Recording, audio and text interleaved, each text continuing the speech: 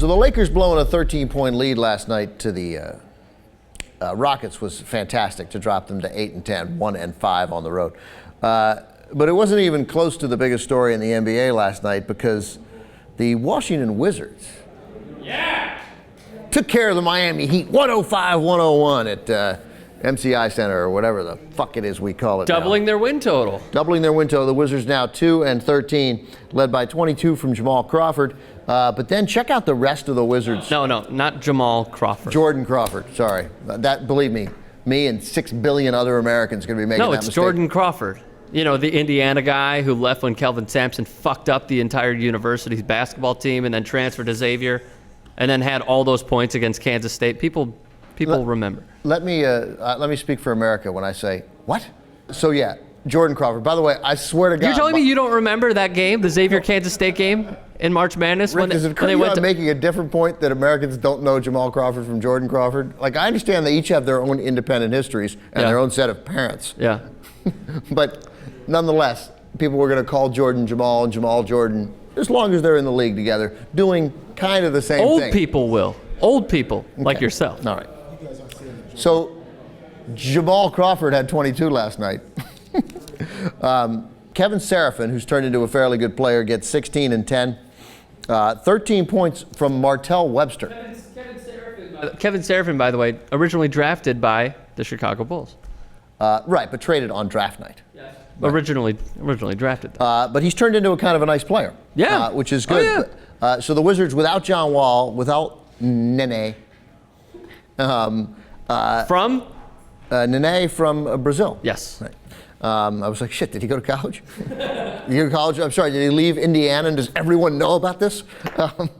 No, that was Marco Killingsworth. Oh, right, Marco Killingsworth. That's funny. All right, so, and then 14 points, 4 assists from A.J. Price at point guard, who only played 23 minutes. But what's interesting... A.J. Price is the starting point guard for the Wizards? Yeah, because they signed Pargo and Price to be their point guards. Enjoy right? Gennaro Pargo. But now they let Pargo go, and they signed Sean Livingston, who played more minutes at the point than A.J. From Price. From Peoria High School. But the starting forwards for the Wizards, the front line, Trevor Ariza, 16 minutes, 4 points. Chris Singleton, who played 35 minutes, the most points on the team. He also played for the Baltimore Orioles, right? Chris Singleton. But he's a defensive. He can play some D. And then and 4 points from your starting center in 12 minutes, Emeka Okafor.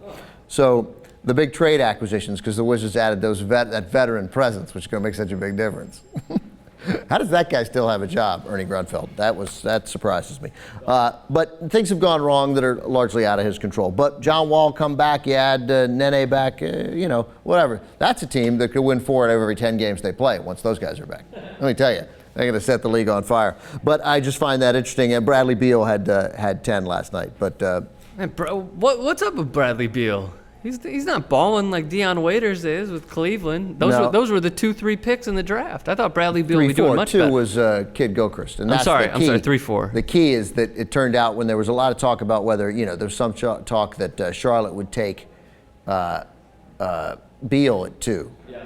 And instead they took Kid Gilchrist. And there was lots of Wizards don't care. Turned out they should care. Because Kid Gilchrist is good and he's got this incredible motor everybody talked about. And Charlotte, having that surprisingly good year, although 7-9, though it's a giant fraud. Because when they lose by 38, and when they win by 1. But nonetheless, so great win for the Wizards. But how did the Heat do that? LeBron James, by the way, 26, 13, and 11.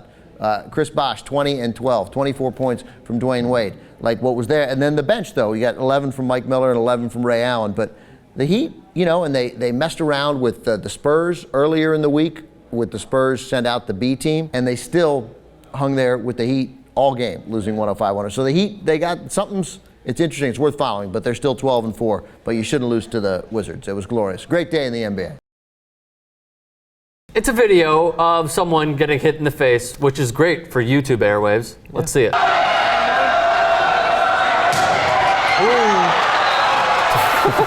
Okay, you saw it? Yeah.